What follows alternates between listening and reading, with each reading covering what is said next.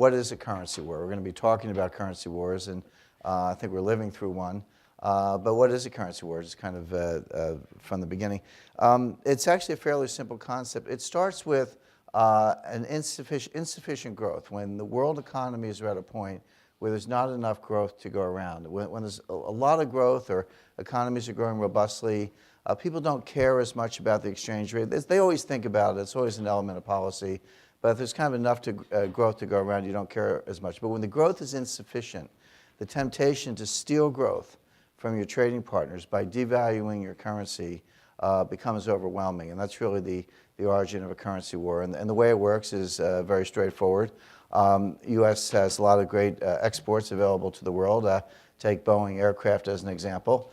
They make a fine plane, but there are a couple of competitors around the world. We have Airbus in Europe. We have Embraer in Brazil. China's developing an aircraft industry. So let's say you're a country like Indonesia.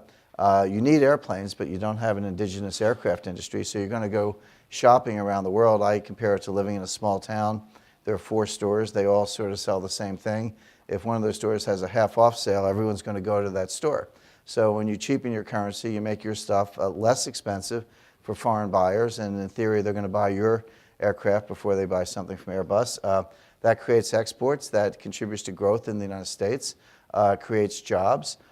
Given the fact that we have a serious unemployment problem and insufficient growth in this country, if a program can create jobs and create growth, that sounds great. I mean, what's wrong with that? And that's the way a lot of politicians and policymakers look at it. That's how this process of devaluing the currency begins. The problem is there are a lot of things wrong with it. They end very badly, very quickly for a number of reasons.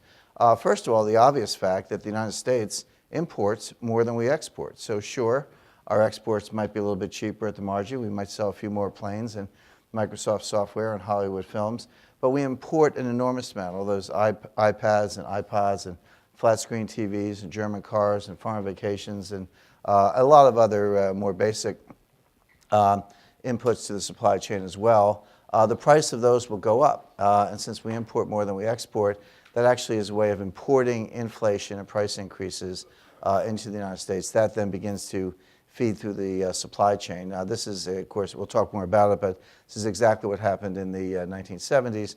After President Nixon cheapened the dollar in 1971, we set out on one of the worst periods of inflation, bordering on hyperinflation in U.S. history between 1977 and 1981.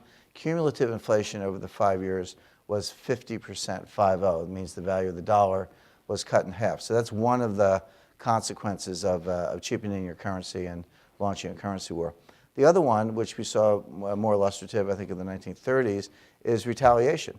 If the U.S. could act in a vacuum, if we were the only country pursuing a policy, this might work for a short period of time.